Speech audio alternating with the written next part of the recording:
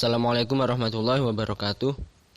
Kami dari kelompok 10 yang beranggotakan saya sendiri Muhammad Ilham Fahmi dan teman saya Lutfia Arofatin akan mempresentasikan materi pada hari ini yang berjudul komunikasi antar pribadi, hubungan antar pribadi, dan teori-teori komunikasi antar pribadi. Langsung saja yang pertama, A. Pengertian komunikasi antar pribadi atau interpersonal communication. Komunikasi antar pribadi didefinisikan oleh Joseph A. De Vito sebagai proses pengiriman dan penerimaan pesan-pesan antara dua orang atau di antara sekelompok kecil orang-orang dengan beberapa efek dan beberapa umpan balik seketika. Komunikasi antar pribadi adalah sangat penting dikarenakan komunikasi antar pribadi melibatkan personalnya antara dua orang atau lebih secara langsung, yaitu dengan tatap muka. Onong Ujana Effendi juga turut mengemukakan pendapatnya bahwa komunikasi antar pribadi dianggap paling ampuh dalam upaya mengubah sikap, kepercayaan, opini, dan perilaku komunikan. Dari beberapa pendapat di atas, dapat diketahui bahwa komunikasi antar pribadi berlangsung secara tatap muka atau face to face, maka terjadilah kontak pribadi atau personal contact sehingga hasil umpan balik berlangsung seketika, sehingga komunikator dapat mengetahui apakah komunikasinya ditanggapi positif atau negatif oleh komunikan, dan hasil ini dapat dilihat dari mimik atau ekspresi wajah. Jika tanggapan komunikan itu negatif, maka dapat diubah gaya komunikasi tersebut. Namun saat ini, dengan perkembangan teknologi yang semakin maju memberi kemudahan dalam melakukan komunikasi antar pribadi. Terkadang bertatap muka langsung itu tidak harus bertemu secara langsung. Karena dengan adanya media komunikasi sehingga dikatakan bahwa dunia itu dalam genggaman itu terjadi. Dengan sangat mudah manusia pada saat ini dapat saling terhubung.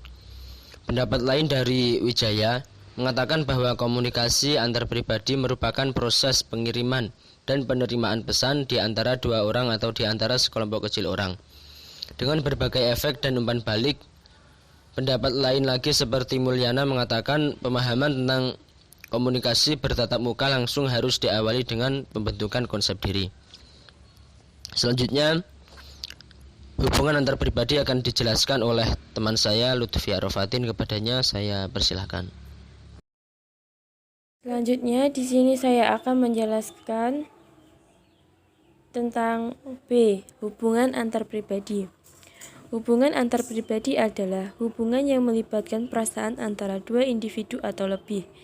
Ini dapat dibagi menjadi beberapa jenis, tapi lebih dalam konteks ini kita hanya menyentuh tentang hubungan antara pribadi, karena hubungan jenis ini adalah lebih intim dibandingkan dengan jenis hubungan yang lainnya.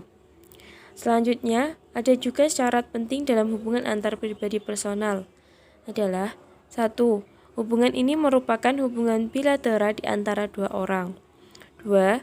Biasanya, hubungan ini lebih terjalin dengan dipandu dasar kepercayaan, kesetiaan, dan paling penting mempunyai agenda yang tersendiri serta menyebabkan mutual understanding dan memberikan manfaat kepada kedua belah pihak.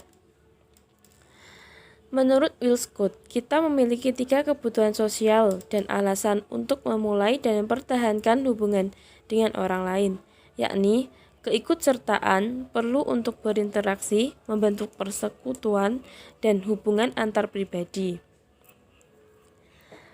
Pada dasarnya, kita juga membutuhkan dominasi dan kebutuhan untuk dikendalikan dalam membangun hubungan dengan orang lain. Kasih sayang, perlu mencintai dan dicintai oleh orang lain. Berhubungan dengan orang lain dapat membantu kita mengelola kebiasaan. Kita perlu memberi dan menerima cinta, dukungan, kehangatan, dan keintiman, meskipun jumlah yang sangat bervariasi dan masing-masing orang. Selanjutnya, teori-teori komunikasi antar pribadi.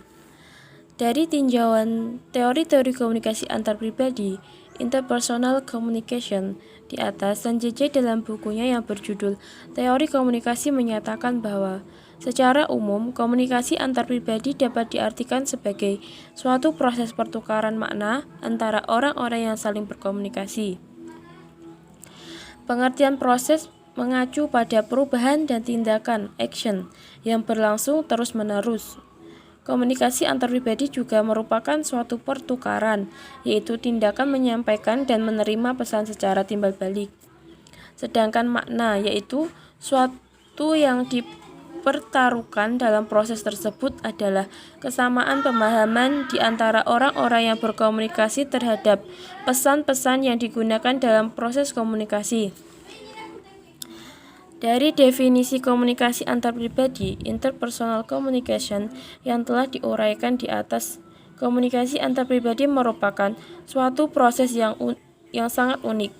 Artinya, kegiatan yang terjadi dalam komunikasi antarpribadi tidak seperti kegiatan lainnya, seperti menyelesaikan soal matematika, mengikuti perlombaan, menulis suatu artikel, atau merancang kampanye periklanan.